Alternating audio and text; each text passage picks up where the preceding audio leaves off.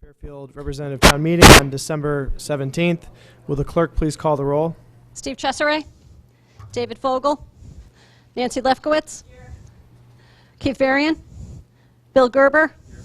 Aaron Lopez. Here. Eric Newman. Cindy Perham. Here. Heather Dean. Present. Alex Durrell. Here. Matt Jacobs. Here. Sharon Pastilli. Here. Alice Kelly. Here. Frank O'Reilly. Phil Pierce. Here. Marcy Spallier. Here. Josh Garskoff. Here. Joe Siebert. Ruth Smay. Here. Jay Wolk. Here. Matt Ambrose.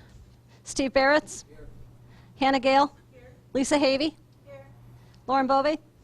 Mark McDermott. Here. Jill Bergara. Here. Karen Wackerman. Here. Carrie Burcham. Pamela Iacono. Here. Christine Messina. Here. Peter Tillman. Here. Brian Farnan. Here. Drew Georgiadis. Here. Doreen Herron. Here. Margaret Horton. Here. Sam Cargill. Michael Hurley. Frank Batiste. Eric Sunman. Yes. Please rise for the Pledge of Allegiance. Pledge allegiance to the flag of the United States of America, to the republic for which it stands, one nation, under God, indivisible, with liberty and justice for all. Item 2 on our agenda is to consider and act upon the minutes of the regular meeting held on November 26th, 2018. Do I have a motion to approve? Moved by Representative Farnan, seconded by Representative Dean. Any discussion on this item? Seeing none, all those in favor, please signify by saying aye. Aye. Any opposed? Abstentions? The motion carries. Next, number 3, we have to hear an update from the H. Smith Richardson Clubhouse Building Committee. The Vice Chair of the committee is here to answer questions if there are follow-up questions from our members this evening. We'll also take written follow-up to the committee. Any questions from our members? Representative Iacono.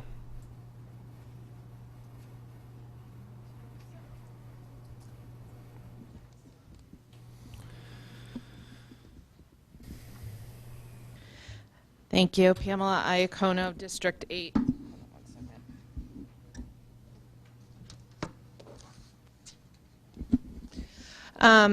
Mr. Moderator, through you to Vice Chairman Schwartz regarding the H. Smith Richardson Building Committee meeting minutes from last week. In reading it, there was a discussion about eliminating some things in order to reduce the cost, which I think was a great start.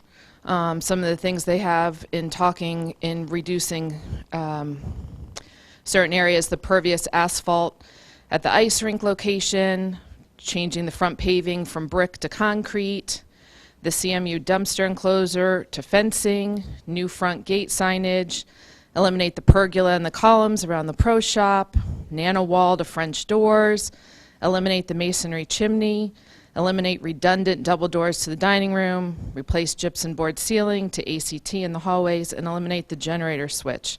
So I think that's a good start. I think those are good conversation points to be having, especially the masonry chimney with a cost of $78,000, which continues to concern me, especially putting in a working fireplace in a public building. I don't know why we would even want to go there with that type of liability. But my question to you, Mr. Schwartz, is in your minutes it says, it was agreed upon that any further cuts to the building design will compromise the character of the building. I have a two-part question. And it says, and if the size were reduced, revenue will be reduced. I'm wondering where in the charge it talks about that the building needs to have character, and what do you mean by that?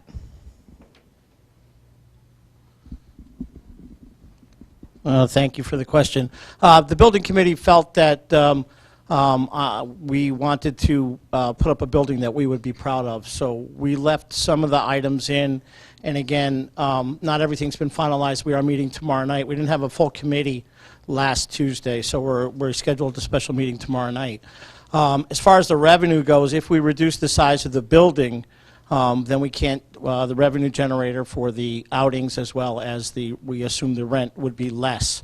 So therefore, by reducing the size of the building, the scope of the project, the charge said to put the what is in the best interest of the golf community and the golf course. A building that holds 120 people plus in order to do the golf outings is in the best interest of the golf course. It also gives us our best revenue generator. Without the outings, we think the rent will be less, and obviously the play will be less. Thank you for that. I continue to remain concerned that the committee is focusing on lipstick rather than functionality and long-term sustainability. So I still think we can have a beautiful functioning building without pergolas, without an octagon pro shop, without beams in the ceiling, without some of what I am calling window dressing. And I still think that that's a building to be proud of. I know that there are members of my caucus that feel that way. I've spoken with some people on the other side of the aisle that feel that way. So I really hope you do have a serious conversation about it and really take that under consideration. You can have a nice building that is a square building that is of less cost to the taxpayer, and we can still be proud of it. Regarding the revenue on the size, I'm comfortable with the size personally. However, I know that there are serious concerns from people in my caucus about whether or not we have the numbers, the financial numbers that substantiate that we're going to bring in the income that has been presented. I think there still needs to be some work to be done selling us that you're actually going to get 22 tournaments that are going to make up for all of this cost. Thank you. Further questions, Representative Horton?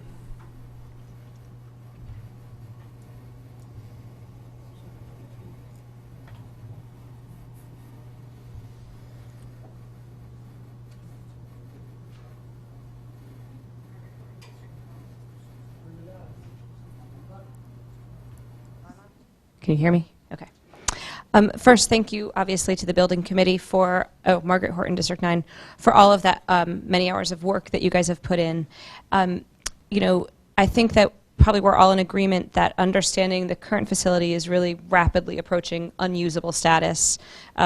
Obviously, concerns, I think, on both sides remain about the proposed cost of the building. What I'd like to ask about is the cost escalation factor. Should we, as a body, decide to not move forward at this point, you know, to delay and say either, okay, another year, or if we were to say to kind of go back, you know, scrap what we have planned at this point and go back to the drawing board and sort of the financial implications of that? First of all, the financial implications of going back, the money that was already appropriated to us has been all spent with the architecture's fees. So we would have to go back through the bodies to get more funding to go back and start over with the architect to get that done. As far as your second question was? The escalation is about $35,000 to $40,000 a month of delays is what we put it. The price that we have on the bonding resolution that's coming next month has a price escalation in for construction costs for 2020. So those are the escalation costs for the building construction in the next 2 years. So we're hoping that, you know, and those were done by the professional estimators as well as Colliers, who was our owner's rep. So we've already built in the escalation prices until we go, but we have been told that it's about $40,000 a month for every month that we delay. So, which is why we're pushing to get it done to January, so we can get footings and foundations in the ground before the frost comes over at the end of this time next year, which will save us all those months as well. Any other questions from our members? Seeing none, we will, of course, take additional follow-up questions from our members. Thank you, Mr. Schwartz. Item 4, to hear a report related to the H. Smith Richardson Golf Course from the Golf Commission and the Parks and Recreation Department. We heard that report in committee last week. Item 5, to hear, consider, and act upon the following reappointment to the Greater Bridgeport Transit Authority as recommended by the Board of Selectmen. Mitchell Fuchs, Democrat, 202 Melody Lane, term November 2018 through November 2022. Do I have a motion to approve? Moved by Representative Wackerman, seconded by Representative Walk. Mr. Fuchs, I see you in the audience. You want to come up, just introduce yourself briefly?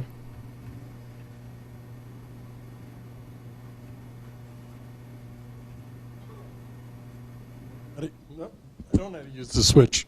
Hi, my name is Mitchell Fuchs. I've been a member of the RTM. I've lived in town for 25 years, well, just shy. Been on the Greater Bridgeport Transit Board for a little more than 10 years. Really feel that it's an important function.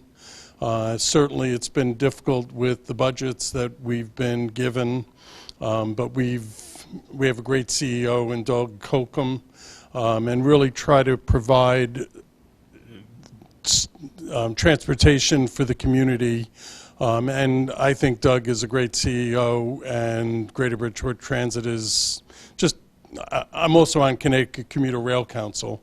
To compare the two, there's no comparison. Greater Bridgeport Transit really cares about its customers, cares about transporting people, providing services as necessary, as opposed to Metro North, who says, your chattel. So that's pretty much my story. I really do enjoy being on it, and I would be happy to serve another 4 years. So thank you. Any questions on this reappointment? Seeing none, all those in favor, please signify by saying aye. Opposed? Abstentions? The motion carries.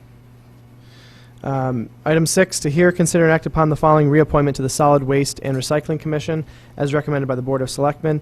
Mary S. Bayer, Democrat, 4720 Congress Street, term November 2018 to 2022. Do I have a motion to approve? Moved by Representative Dean, seconded by Representative Lefkowitz. Yes, why don't you please come up? Just very briefly introduce yourself.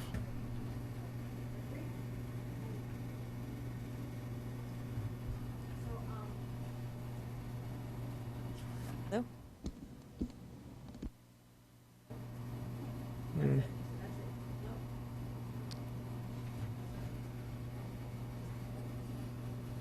Hello? Oh. There you go.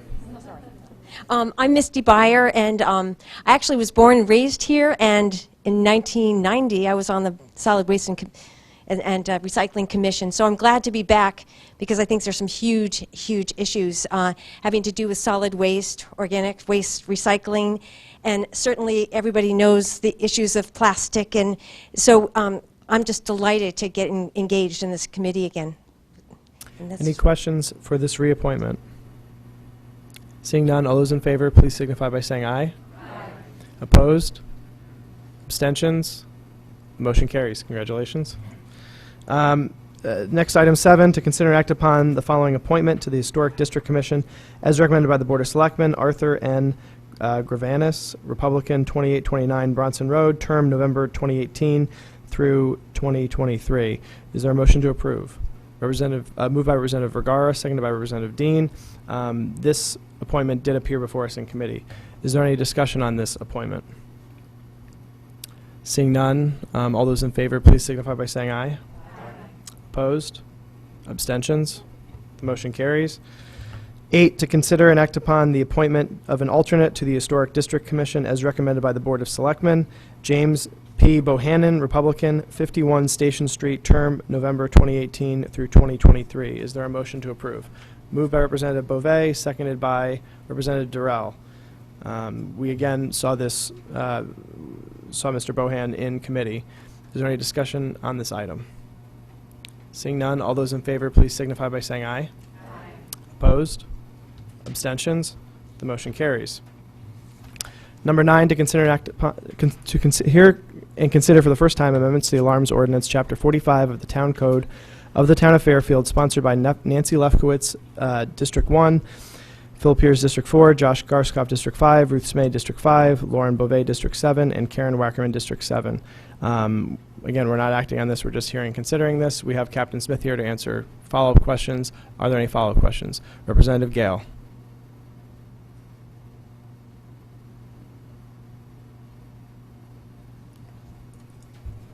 And you're entitled to make comments as well as ask follow-up questions.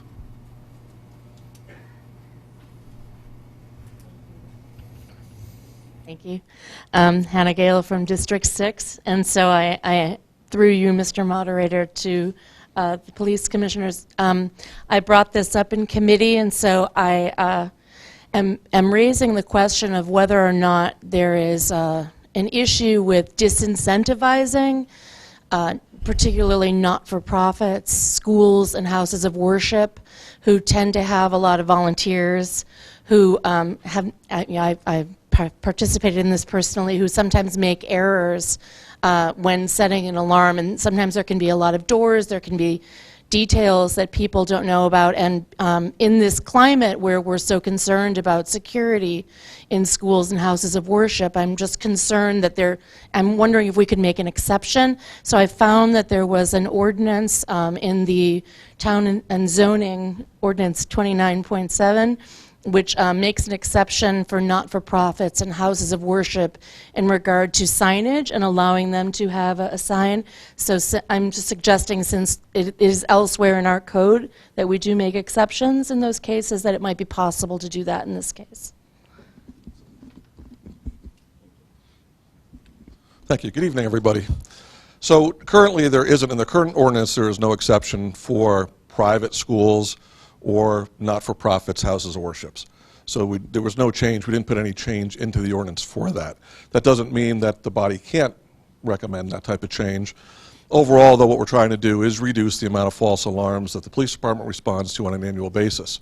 The public schools are already exempt because you'd be one part of town paying another. But any other private entity, person, business is still considered part of the ordinance. So that would have to be another either amendment or change that isn't in the existing proposal. Representative Gale.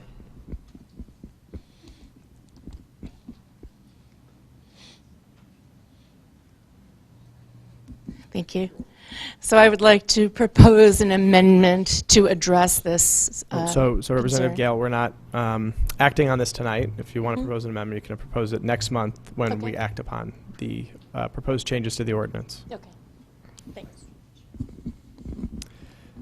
Any other discussion on the alarm, the proposed amendments to the alarms ordinance? Seeing none, we'll move to item number 10. I'm not going to read it all. This is the proposed amendments to senior tax. LNA did meet, and it's on our supplemental warning. Item 11, the moderator has referred amendments to the recovery of costs related to properties with breaches of the peace, public disturbances, and disorderly conduct, section 61-1 of the Town Code of the Town of Fairfield, sponsored by Brian Farnan, District 9, Drew Georgiadis, District 9, and Margaret Horton, District 9, to the Legislation and Administration Committee. Under Rule 32 of the RTM Rules to Regulate, LNA is still reviewing that ordinance. We'll move to the supplemental agenda, item 12. The moderator has referred a reusable checkout bag ordinance sponsored by Nancy Lefkowitz, District 1, Eric Newman, District 2, Heather Dean, District 3, Matthew Jacobs, District 3, Sharon Pasili, District 3, Phil Pierce, District 4, Jay Walk, District 5, Lauren Bove, District 7, Mark McDermott, District 7, Jill Vergara, District 7, Drew Georgiadis, District 9, and Sam Cargill, District 10, to the Legislation and Administration Committee under Rule 32 of the RTM Rules to Regulate. The co-sponsors of that ordinance are continuing to do work on it, and it did not leave LNA this month. Item 13, to hear and consider for the first time amendments to the tax relief for the elderly and disabled homeowners, Section 95-7 to Section 95-15.4 of Chapter 95, Article 3 of the Code of the Town of Fairfield, sponsored by the Senior and Disabled Tax Relief Committee, Cynthia Parham, District 2, Mark McDermott, District 7, Jill Vergara, District 7, Peter Tallman, District 8, and Michael Hurley, District 10. Is there any discussion on this item? Representative Vergara?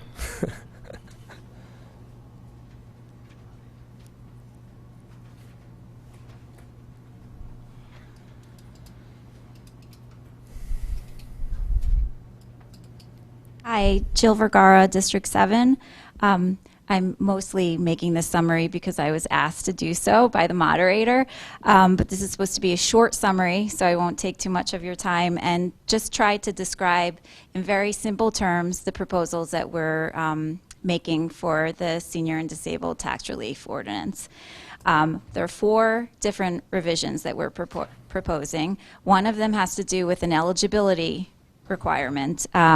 Currently, we have an eligibility requirement that nobody participate in our program who has total assets equaling over $650,000, and that does not include their principal residence.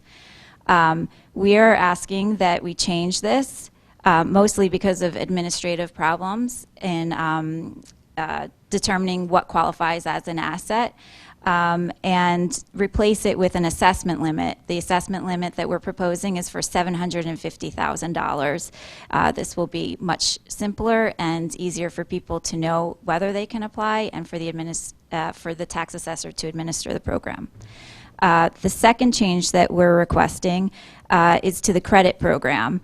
The credit program currently allows for people with incomes of $75,000, up to $75,000 to participate. We're asking that the town raise this income limit to $90,000.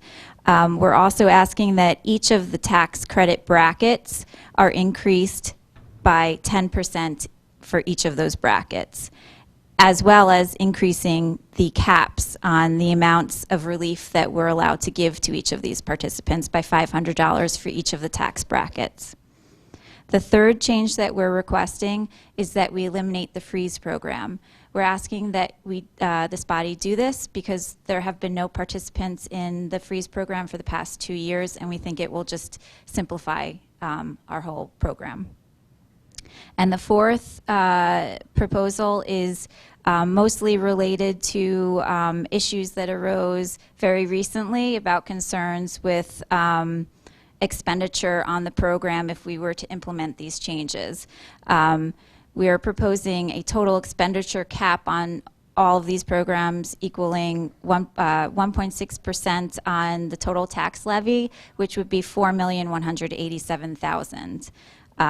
This means that it would be about $550,000 more than we budgeted for tax relief last year. And it would also mean that we would be budgeting for tax relief very similar to the amounts that we budgeted in 2015. I also wanted to mention that we're working on issues of proration so that our current participants will not get any less than they received this year. Our upcoming meeting dates, I wanted to notify the public and this body so that you can attend. I'll be giving a more thorough presentation to the Board of Selectmen this Wednesday, December 19th at 5 p.m. at Penfield Pavilion. And I'll also be giving a presentation to the Board of Finance on Tuesday, January 8th at 7:30 p.m. here at 501 Kings Highway. That meeting will conflict with our regularly scheduled meeting, so we'll have to reschedule our regularly scheduled meeting. Thanks. Any other discussion on this proposed change to the senior tax relief program from the body? Seeing none, there was a request for public comment, which I did. I will allow public comment. Is there anyone from the public who wishes to comment?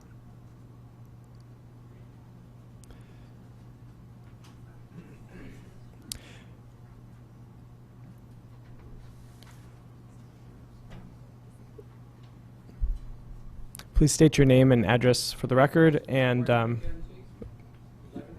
with the microphone. And please, for public comment, please try to keep your comments brief and non-repetitive of prior comments, and to no more than 3 minutes. Okay. Can you hear me? Gordon McKenzie, 11 Palmer Bridge, Fairfield. I do not participate in the senior disabled program that you've been talking about. Maybe later, but not now. I'm here as a representative of FSA, Fairfield Senior Advocates, an organization that was formed a few years ago in support of our valuable senior community in Fairfield.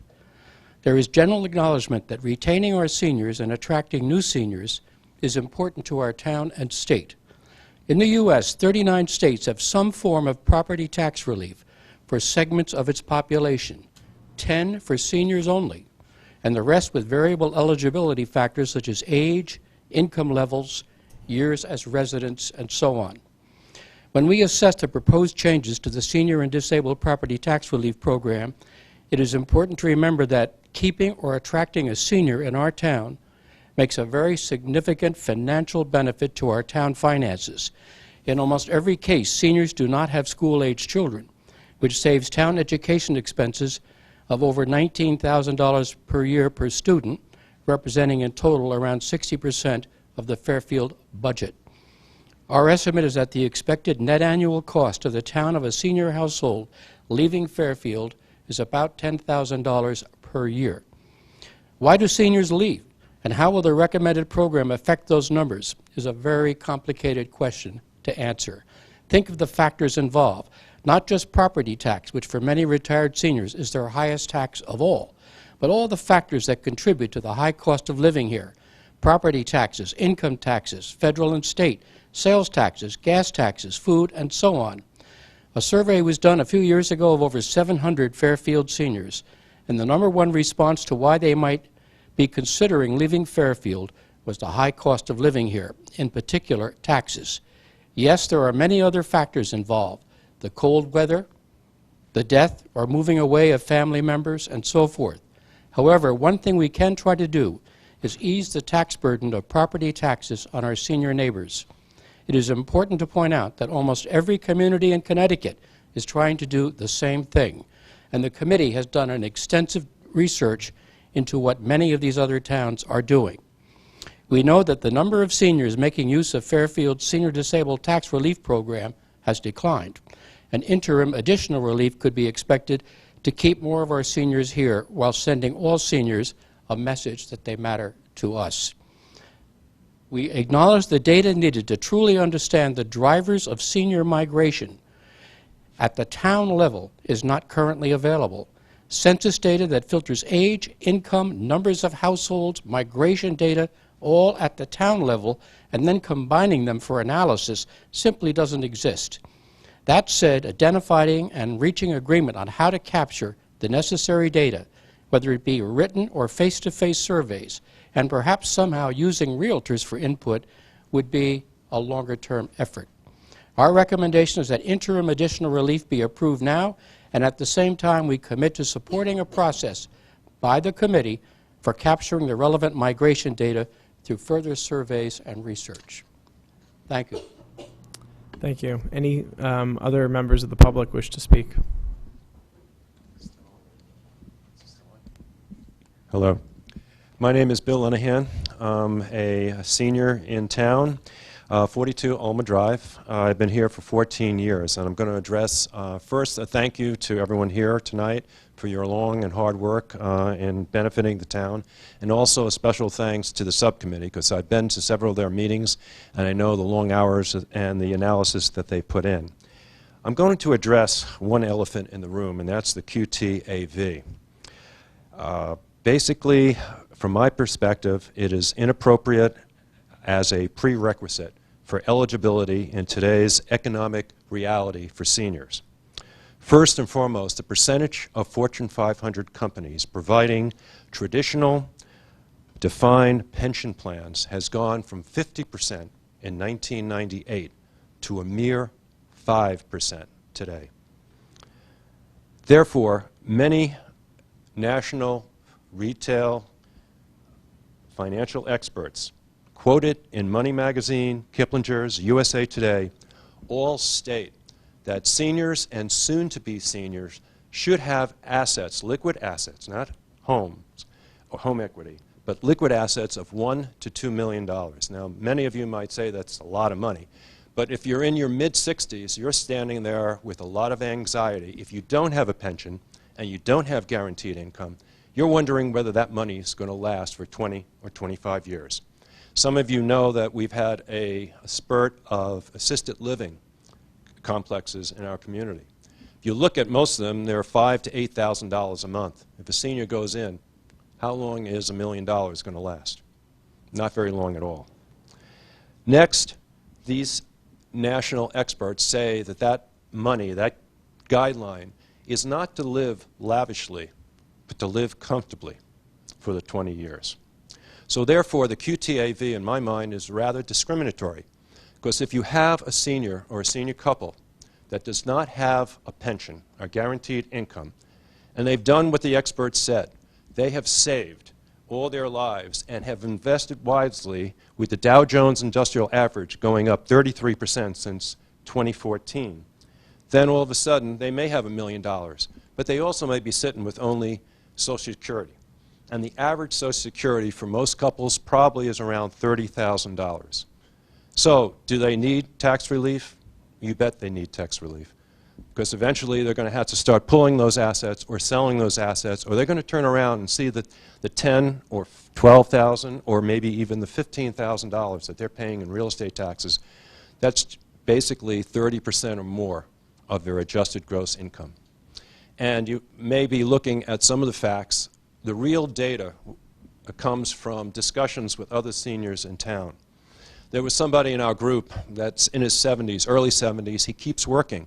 And he says, how can you live in Fairfield on even $60,000 a year? And one of our other members chimed in that she is barely making ends meet on $60,000 a year in Fairfield. So please take that into consideration.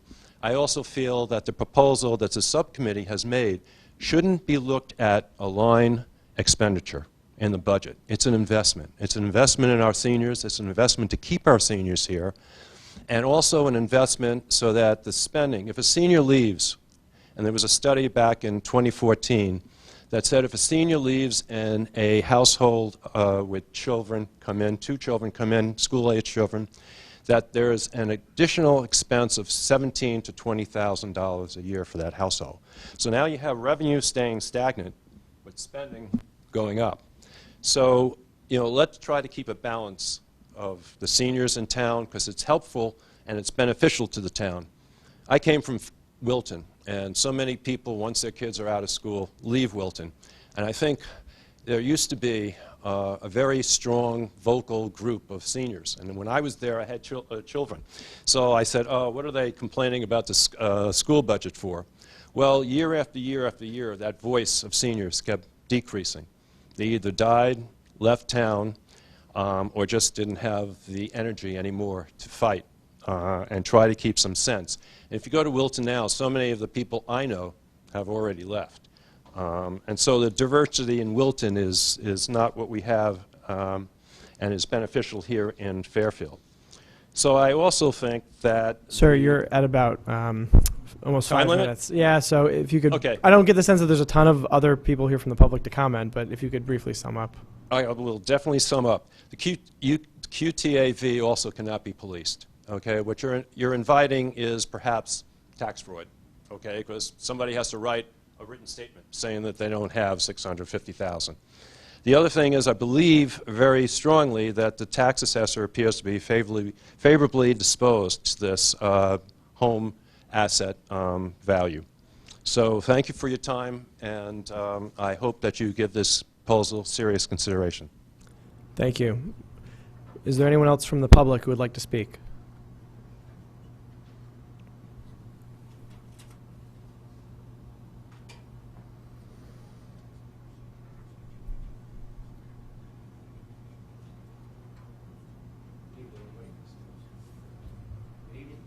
My name is Jerry Stolman. I live in Fairfield since '93, I think. I live at 71 Somerset Avenue, right down the street from Peter. And I have been particularly interested in this ordinance in town here, I think most specifically since I became a member of the Affordable Housing Committee probably 5 years ago. Long story short, when I became a member of the Affordable Housing Committee, I thought it made sense to take a very broad view of what affordable housing in Fairfield really means. And at the same time, I got very interested in the cause of seniors and the senior center. I've had any number of meetings with Mike on that. So it's something I'm very interested in. So in terms of affordable housing, it made sense for me from the start to say, what is this town doing in terms of making housing affordable by any measure? And certainly one measure, one population who has an interest in having their housing more affordable are the seniors. And to me, that's kind of a big picture way to look at this and how this particular ordinance relates to affordable housing in general in town.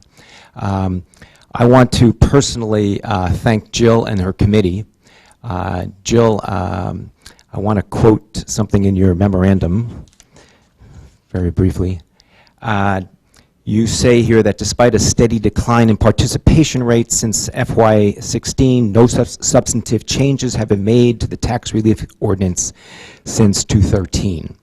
And that is certainly very true. I've observed that closely, and I want to congratulate you and Peter and other members of the committee for really taking this on Your memorandum, your financial analysis, your hard work, your many, many hours behind the scenes is very obvious. And that shows a very substantive review and taking it on. So for someone who's been very interested in it, I very much thank you. I don't personally agree with every detail in here.